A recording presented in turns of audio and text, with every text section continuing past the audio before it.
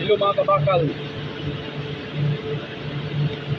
Baka makatulong to sa inyo yung matagal na sa piping at sa application na hindi or baguhan or hindi pa niya alam kung paano mag-sintro ng eccentric reducer.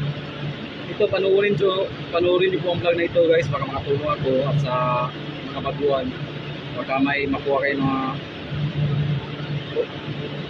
payo dito sa gagawin kong vlog. Ito po yung eccentric reducer natin guys. Ito ay 10x4 yung eccentric reducer natin. At kung paano natin kuhanin ng sintro, ituturo ko sa inyo ang tamang pag-layout na sintruan ng eccentric reducer. Ito guys, tabi muna natin to.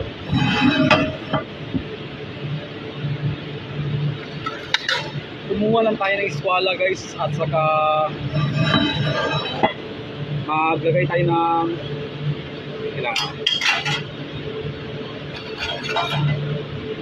ito kahit iswala na square.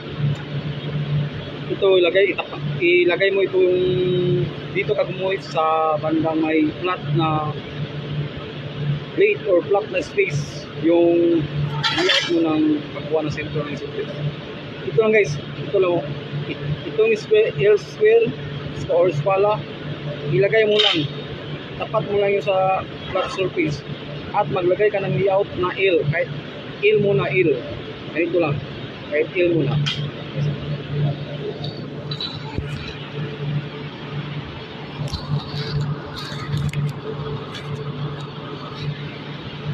Hindi ka nakita.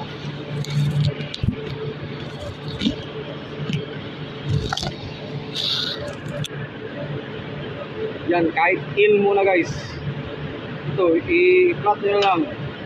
Basta i-align nyo lang. Kahit sundin mo lang yung L square o espala na angle. Ito, kahit maglaw ka na sa araw.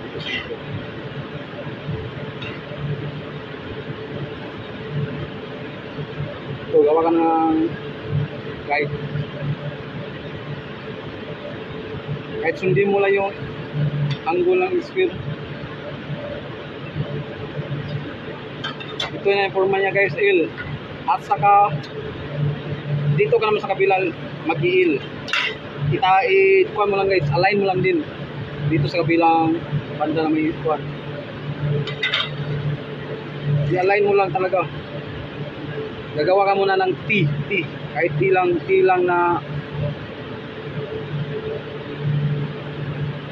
lang na layout guys, yung espalado talaga.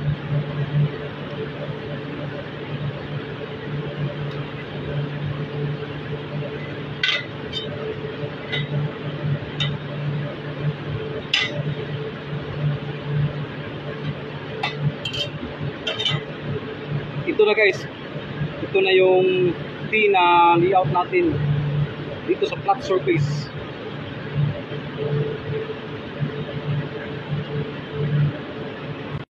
Kailangan yung espala natin is 0.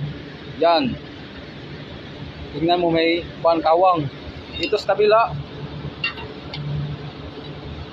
Yan. 0 siya guys. Pag ganyan na 0 yung gilid niya, tingnan mo lang yung 0 na. Dito sa kabila may kawang. Iikot lang. Ikot na naman.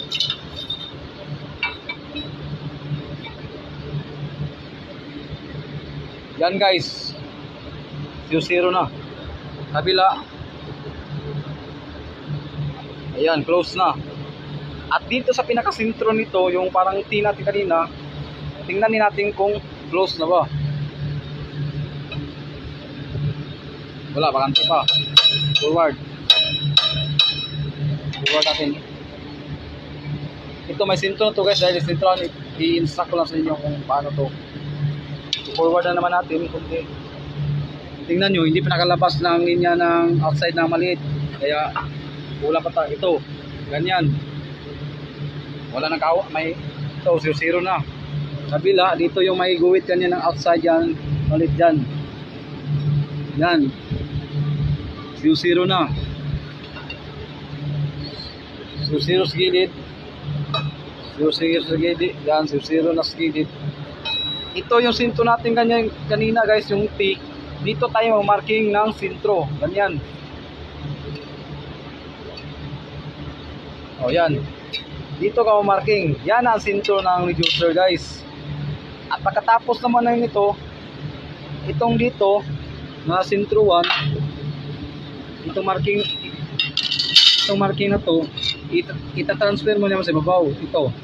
Dito, magkuha ka na ng level at lagyan mo na marking. Ganyan lang guys. Tulad dito, kuha ka lang ng level at kuha ka ng level at saka markingan mo na ng sintro. O. Ganyan lang kasimple ang pagkuha natin ng sintro 1 ng eccentric reducer guys. Pag masundan nyo lang ang layout ko, madali na lang para sa inyo. Ito yung layout natin guys, oh. Yan. Ito para gumawa ka lang ng box. Basta makuha mo lang yung sinasabi kong layout kanina, madali lang yan. So, ito yung kuha natin. Maglagay ka na ng mga sulat dyan na numero pa, hindi na mawala. Ito yung 10 inch natin ng big bore ng eccentric natin. Outside to 73, i-divide natin sa dalawa, 136 or running to 137 yan. Ito yung 6 inch outside, 168 mm, i-divide natin dalawa, 84. Ito yung sintro, 84. Ito yung sintro, 84. Ito yung sintro, 136. Ito yung sintro, 136. 136, takbo na naman yung 136 dito. Yan. 136, takbo na natin yung 136 dito. At saka ito, yung 84 natin, itatakbo naman natin dito sa sintro. Ito, 84. 84, yan. Ito na yung kabuuan natin ng size natin dito sa banda. At ito guys, ito yung kabuuan ng 10 inch. 273 galing dito, 273. Yan guys, sundan nyo lang yan para makuha nyo ang sintro 1. Salamat guys I hope na makatulong tong vlog kong na ginawa sa inyo.